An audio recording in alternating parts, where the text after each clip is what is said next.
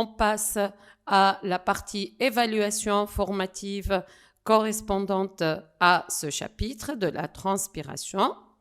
Et on commence par cette petite question, répondez par vrai ou faux. Donc, l'augmentation de la transpiration est provoquée par l'augmentation de l'humidité de l'air. Est-ce que lorsque l'humidité de l'air ou le pourcentage d'eau augmente dans l'air, est-ce que la transpiration augmente? C'est faux, c'est le contraire. Chauffna la courbe, lorsque l'humidité de l'air augmente, la transpiration diminue. Bien, deuxième phrase, l'augmentation de la transpiration est provoquée par l'augmentation de la température. Bien sûr, puisque la température est l'humidité de l'air, donc c'est-à-dire il va y avoir augmentation de la transpiration. Donc, كيف الإنسان وقت اللي la température وقت الدنيا تبدأ سخونة on transpire plus, on perd plus d'eau. نبتة كيفنا هي كائن حي كل ما la température de l'air augmente, la transpiration augmente. Donc, on passe à la troisième. L'augmentation de la transpiration est provoquée par l'agitation de l'air.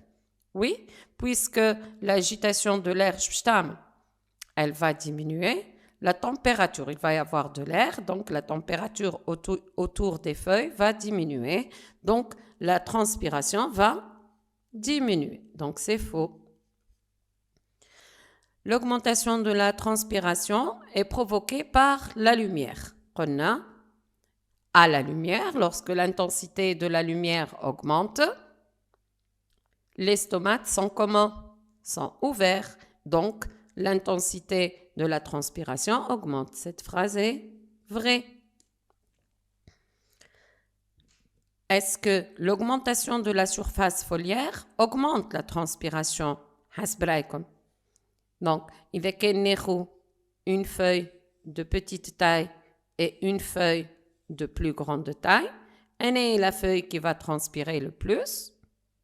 Le nombre de stomates. La surface de la feuille.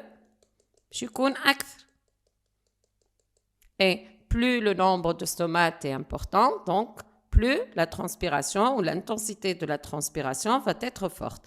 Donc, c'est vrai. Et la dernière, l'obscurité. Est-ce que l'intensité de la transpiration augmente avec l'obscurité? Ou l'obscurité, on est axe la lumière. Donc, en absence de lumière, quel est l'état des stomates? Les stomates sont fermés. Donc, c'est faux, puisque à l'obscurité, les stomates sont fermés. Donc, l'intensité de la transpiration diminue. La transpiration se fait seulement par la face inférieure de la feuille. Se fait seulement par la face inférieure. Donc, شفنا فما présence de stomates au niveau de la face inférieure de la feuille. Mais est-ce que la transpiration se fait seulement par la face inférieure ou seulement par la face supérieure de la feuille? زوز هذوما غالطين علاش خاطر قلنا وقت حطينا les lamelles sur les deux faces لقينا de la buée et لقينا في les deux faces de la feuille. Donc, est-ce que la transpiration se fait uniquement par les feuilles? ذكروا إنه la tige ou la plante اللي نحينا لها les feuilles الكل لقينا فيها quelques gouttelettes d'eau هكا ولا لا؟ Donc, خاطر فما une partie de l'eau qui est perdue peut se faire par la tige. Donc, باش نقولوا faux. Elle se fait par les deux faces de la feuille. قلنا vrai. La transpiration et la perte d'eau par la plante verte sous forme de vapeur, c'est aussi vrai. Bien. يعطيكم الصحة. On passe donc au croc. نذكركم إنه le croc هو question à réponse ordonnée et courte. Donc, on va essayer de répondre à ce petit exercice. Les schémas suivants présentent des observations microscopiques de l'épiderme d'une feuille, un pour la face supérieure et l'autre pour la face inférieure. On nous demande comme première question d'annoter ces schémas en précisant la face supérieure ou inférieure avec justification. Donc, on va commencer par la légende. Ici, on a les cellules épidermiques. Voilà. Cette structure-là, نشوفوها مناش تتكون. هذوما ce sont les cellules stomatiques.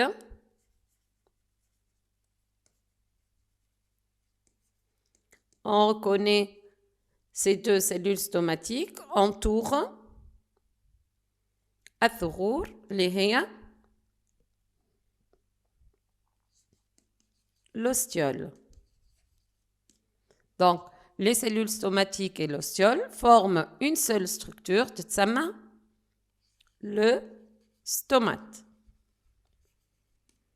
En comparant la figure 1 et la figure 2, on voit que le nombre de stomates est plus important au niveau du deuxième schéma. Le nombre de stomates ici est moins important. Donc, quelle est la face caractérisée par un nombre de stomates plus élevé et une transpiration plus forte? تتذكروا l'expérience نتاع les lamelles. Donc, c'est la face inférieure. Alors que le premier schéma correspond à la face supérieure de la feuille. Donc, la face supérieure contient un nombre de stomates moins important que la face inférieure de la feuille. شفناها في l'observation microscopique. Quel est le rôle de l'élément encadré? L'élément encadré هو le stomate ou le rôle نتاعو هو la transpiration.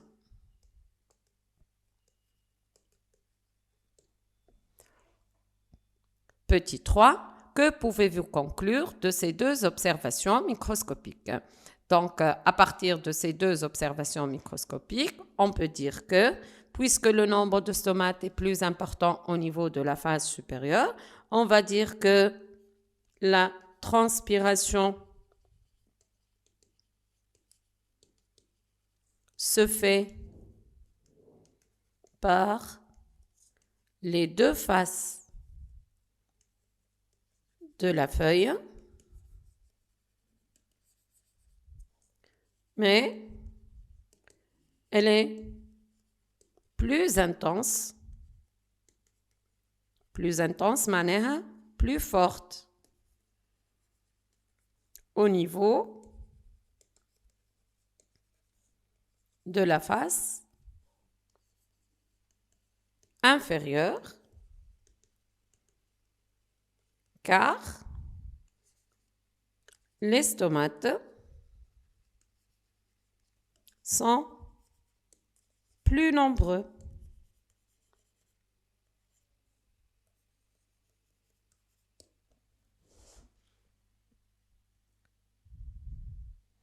Bien. La question suivante. Pour étudier l'influence de l'éclairement sur la transpiration, on suit les variations de cette transpiration selon le document suivant.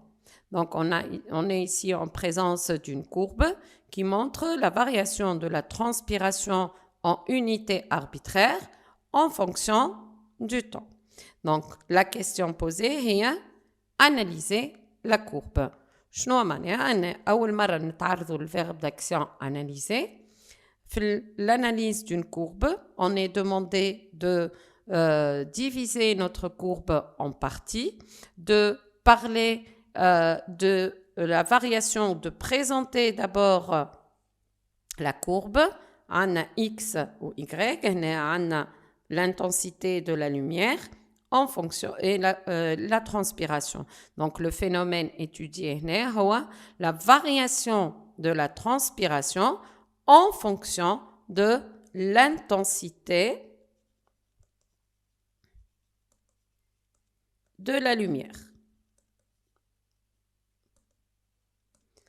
Donc, pour répondre à cette question, on va dire la courbe montre la variation de l'intensité de la transpiration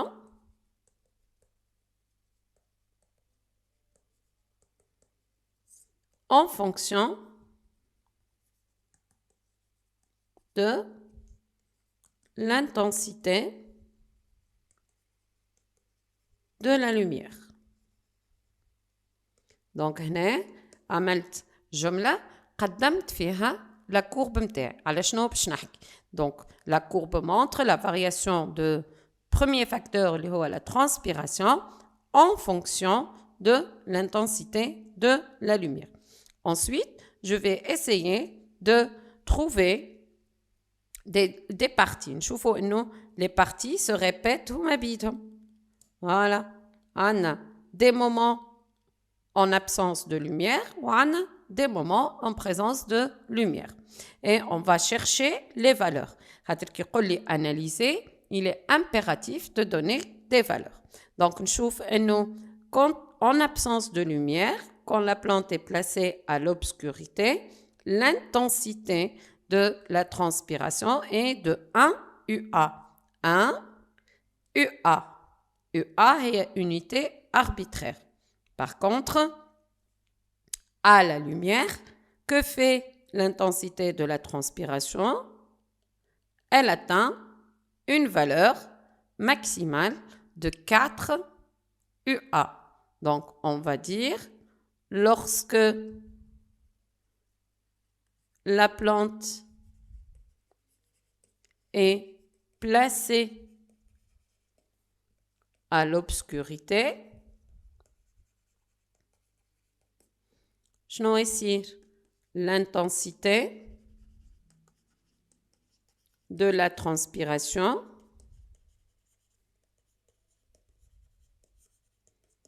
est faible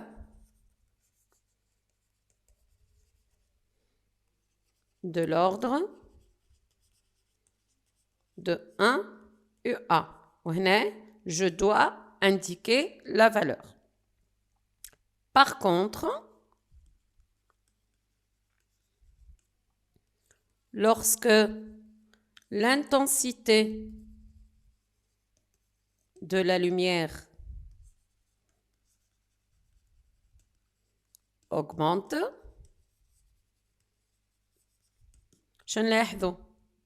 la transpiration augmente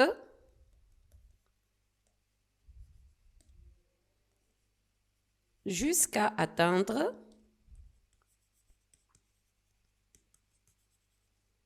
la valeur de 4 EA. Donc, l'intensité de la transpiration est 4 fois plus importante. Est-ce que vous pouvez me dire pourquoi? Est-ce que vous pouvez donner une déduction? Donc, analyser. Je décris ce que je vois en donnant des valeurs et je fais une petite déduction. Donc, troisième étape. Donc, la première étape, on a présenté par une phrase notre courbe. Deuxième étape, je donne des valeurs et j'indique les différentes parties. On باش نعمل une déduction. باش نقول شنو لاحظنا؟ Est-ce que la transpiration reste constante quelle que soit l'intensité de la lumière? On voit bien que non. باش نقول lorsque l'intensité de la lumière augmente, la transpiration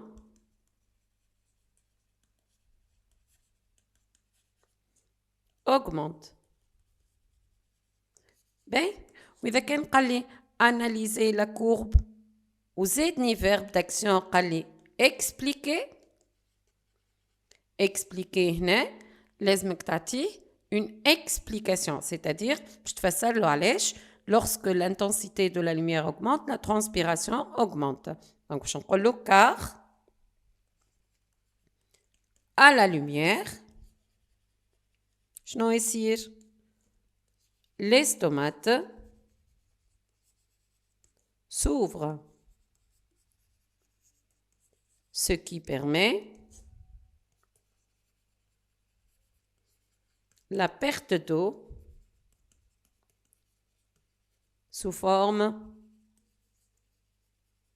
de vapeur.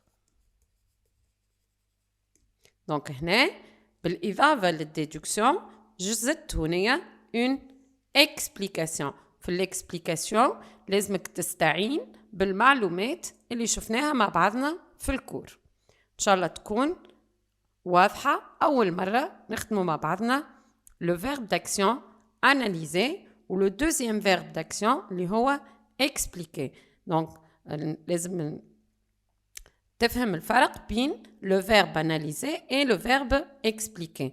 analyser قلنا فيه 3 مراحل. أول مرحلة هي la présentation de la courbe. Je présente la courbe. Ensuite, on va décrire la variation de la courbe. Ou آخر حاجة, on va faire une déduction.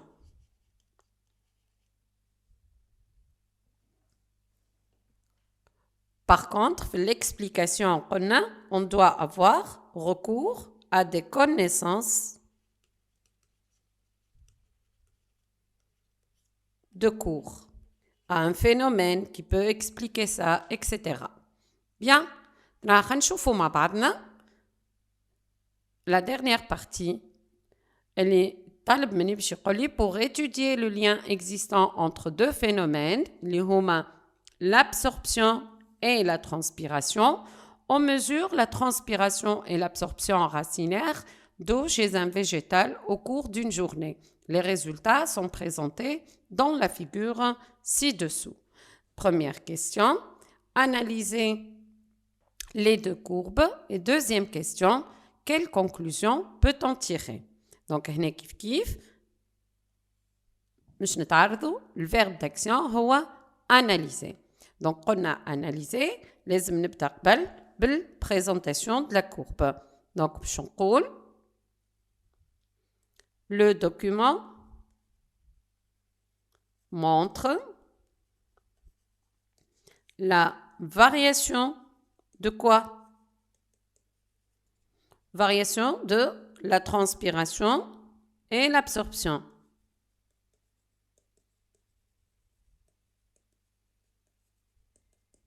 De la transpiration et de l'absorption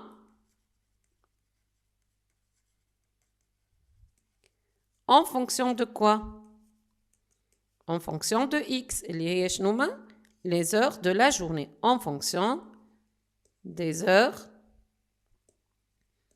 de la journée. Donc, بالجملة البسيطة هذيا أنا قدمت le document تاعي.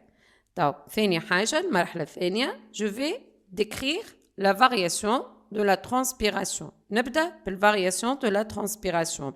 Donc, à 6 heures du matin, on voit que la transpiration augmente jusqu'à atteindre une valeur maximale. وهنا ما عطانيش une valeur, نقولوا une valeur maximale وكها.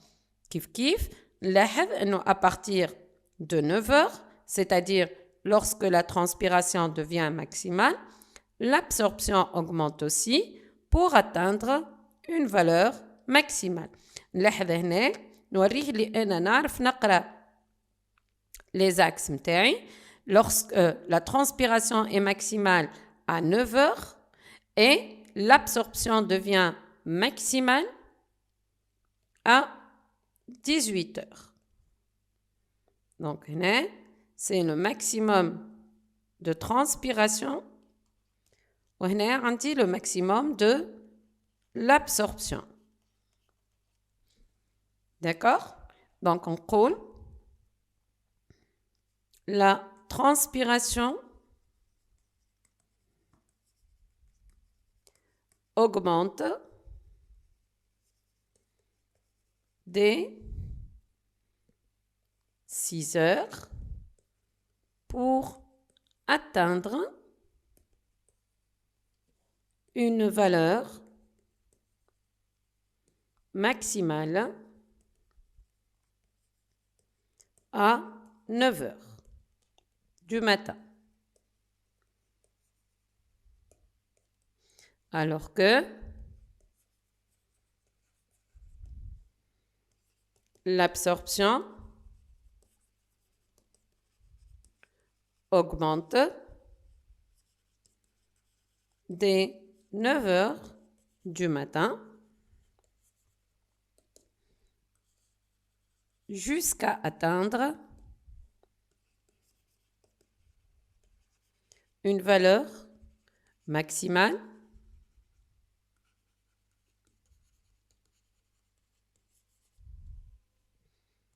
vers 18 heures. هنا إذا كان تلاحظوا il y a un léger décalage entre la transpiration et l'absorption. Donc باش نقولوا il y a un léger décalage entre les deux courbes.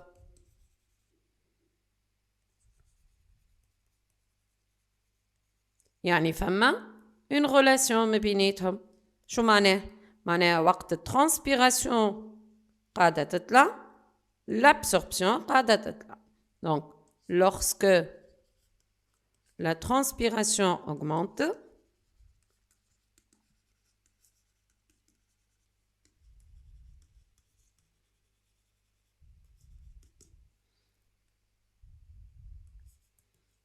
l'absorption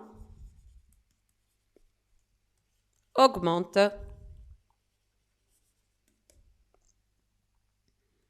Et lorsque la transpiration diminue,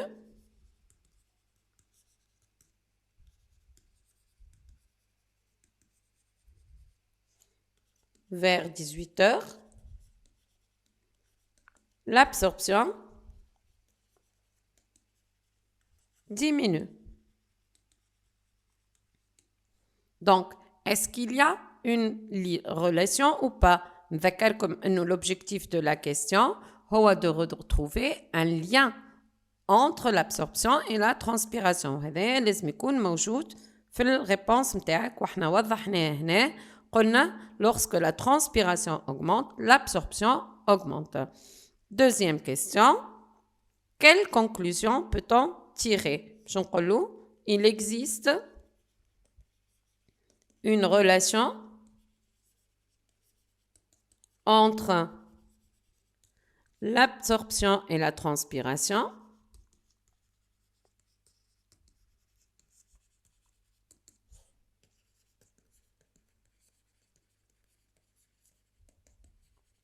qui permet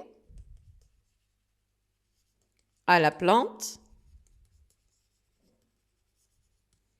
de compenser pour compenser ou remplacer les pertes d'eau et maintenir un bilan hydrique positif.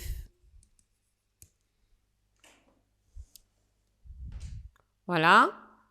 Je vous remercie pour votre attention. J'espère انكم تنجموا تكونسلتيو les chapitres précédents وتربطوهم بالشابيتر هذايا باش تحصل لكم الفايدة أكثر ونعطيكم rendez-vous إن شاء الله pour le chapitre 4 intitulé La conduction verticale. Au revoir et merci.